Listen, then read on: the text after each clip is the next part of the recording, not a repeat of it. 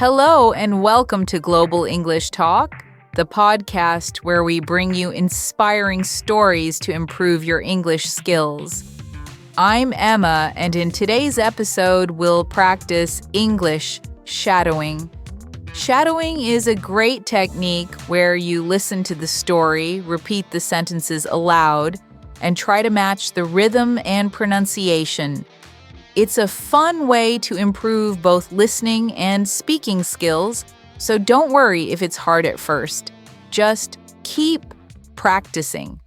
Let's jump into today's story. Once upon a time, in a small, forgotten village tucked away between rolling hills, lived a poor boy named Liam. His family didn't own much. Their home was a humble hut made of straw and clay. It stood at the edge of the village where the fields stretched endlessly, and the sun painted the sky with hues of orange and pink each evening. Liam's world was simple yet beautiful, but the reality of their poverty shadowed every moment of his life. Liam's father, a hardworking farmer, toiled day in and day out in the fields, while his mother worked as a seamstress. Despite their best efforts, they barely scraped by. Their meals were simple, often just bread and vegetables, and the clothes they wore were patched and worn. But what they lacked in material wealth, they made up for in love. The family was close-knit, and Liam's parents always told him that happiness didn't come from riches. It came from love, kindness, and doing good in the world. Even as a young boy, Liam understood the weight of his family's struggles. He would often help his father in the fields or run errands for his mother. But despite his hard work, there were times when the weight of their poverty felt unbearable. He longed for more, for a chance to escape the confines of his village and see the world. Liam was an inquisitive boy, always with his head in a book or asking questions about things beyond his village. One day, while wandering through the forest that bordered the village, Liam stumbled upon a strange old man sitting under a tree. The man had a long white beard and wore a cloak that seemed to shimmer in the sunlight. His eyes were kind, but they held a deep knowledge, as though he had seen the world in ways others could not. "Why do you look so sad, young one?" the old man asked, his voice soft and gentle. Liam was startled, but quickly answered, "I'm not sad, just tired, tired of being poor, tired of always wishing for something more." The old man smiled knowingly. "I see. You desire a better life, one full of riches and wonders, but tell me this. What would you do if you had all the gold in the world? Would it make you happy?" Liam thought for a moment. I think it would. With riches, I could provide for my family. I could travel, see the world, and never worry again." The old man nodded slowly. "That may be true, but riches are not the answer to true happiness. Sometimes a great treasure is hidden not in gold or jewels, but in the heart. And sometimes the greatest journey is not one of wealth, but one of wisdom." Liam was confused but intrigued. "What do you mean?" The old man leaned forward, his eyes twinkling. "I'll tell you what I mean. I am a wanderer, and I have seen many things.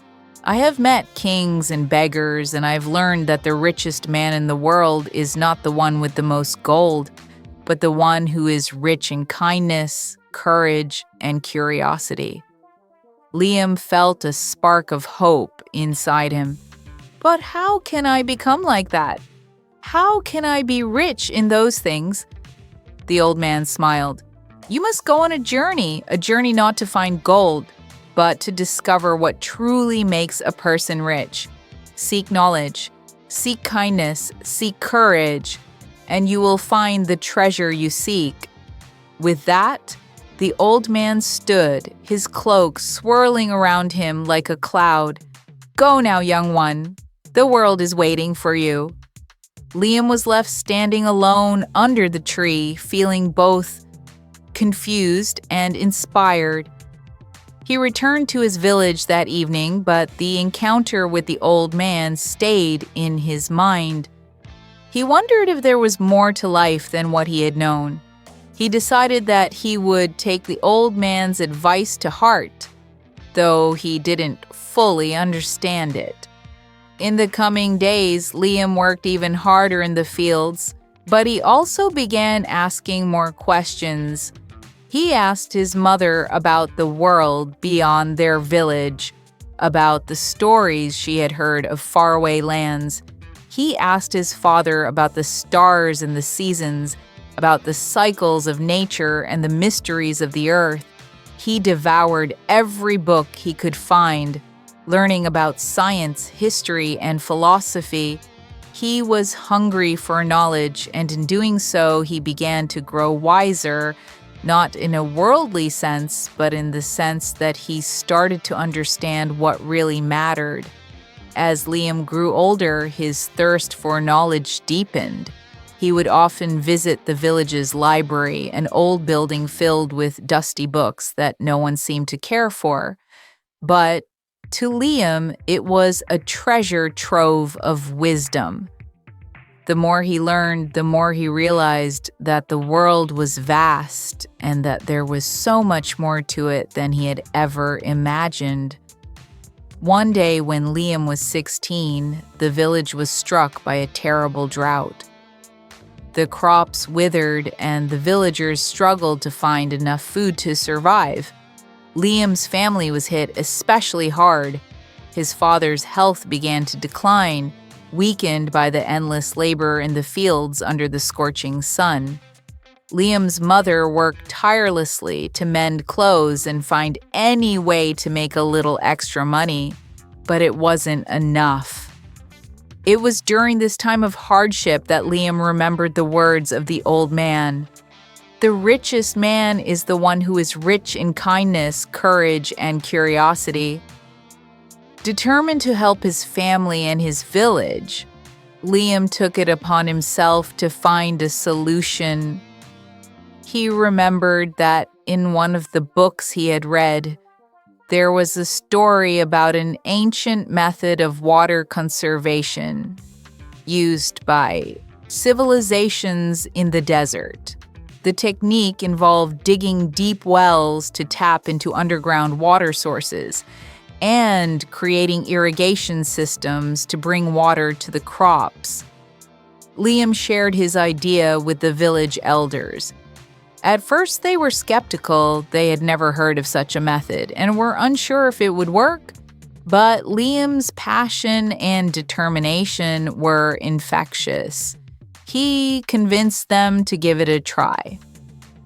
Over the next few months, the villagers worked together under Liam's guidance to dig wells and create an irrigation system.